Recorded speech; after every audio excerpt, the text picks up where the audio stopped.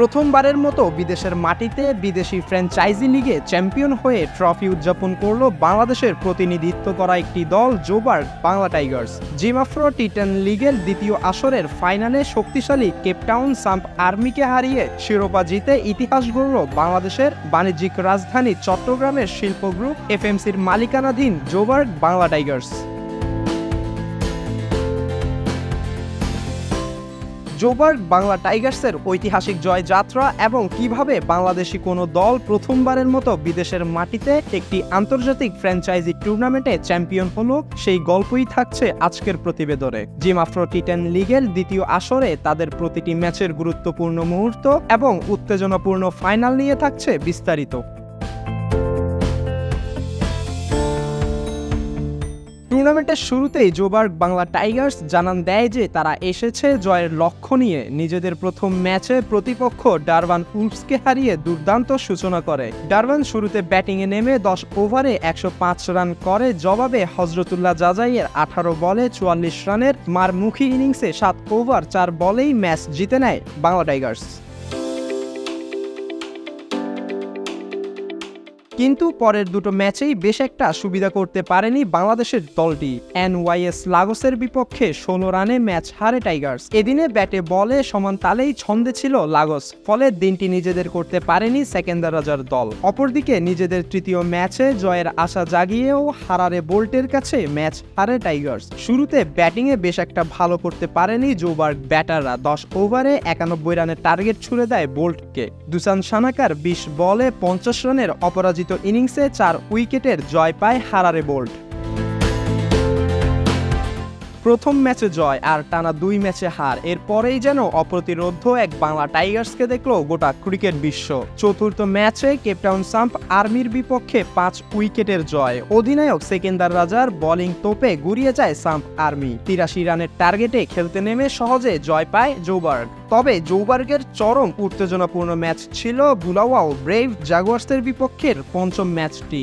জাগুয়ার্সের 111 রানের টার্গেটে খেলতে নেমে হিমশিম খেতে হয় জোবার্গ ব্যাটারদের। তবে 9 ওভার 5 বলে ম্যাচটি নিজেদের করে নিয়ে 4 উইকেটে জয় নিয়ে মাঠ ছাড়ে জোবার্গ বাংলা টাইগার্স। এর পরের ম্যাচেও জাগুয়ার্সের বিপক্ষে মাঠে নামে টাইগার্স। তবে এদিন সেকেন্দার রাজার 51 রানের ইনিংসে 129 রানের বিশাল টার্গেট ছুড়ে দেয় প্রতিপক্ষকে এবং বোলারদের দারুণ পারফরমেন্সেই সহজে ম্যাচ জিতে নেয় জোবার্গ।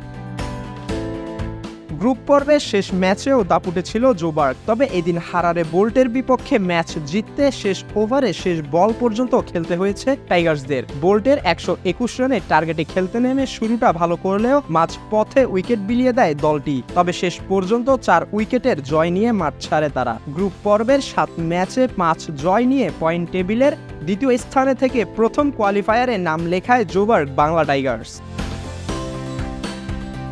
এখানে আবারও গ্রুপ পর্বের প্রথম দল হারারে বোল্টের মুখোমুখি হয় বাংলা টাইগার্স, যেখানে জয়ের নায়ক মোহাম্মদ শেজাদ। এই ম্যাচ জিতে প্রথমবারের মতো ফাইনালের খাতায় নাম লেখায় জোবার্গ বাংলা টাইগার্স।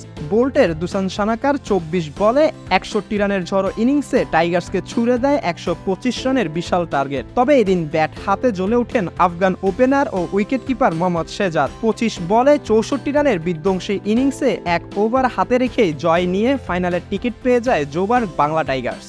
আর রোববার ছিল কাঙ্ক্ষিত সেই final.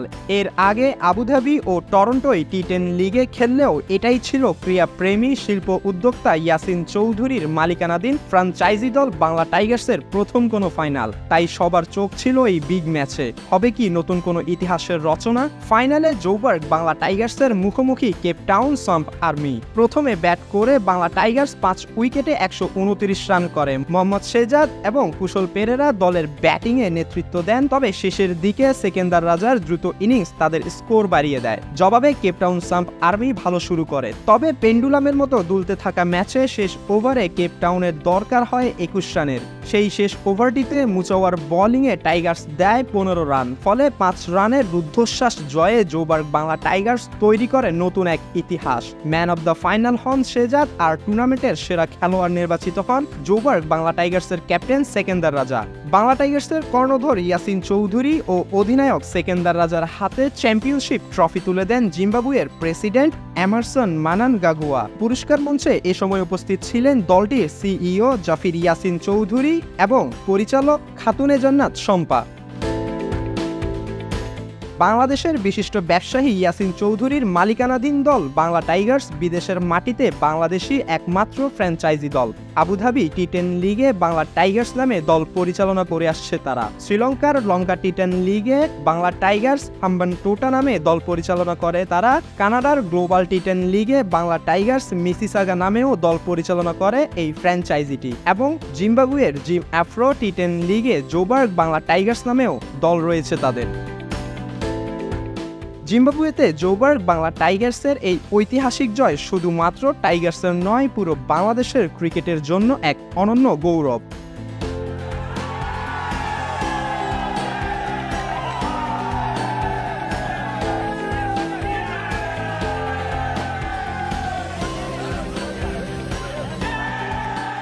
Mahmudul Ashiq, N sports.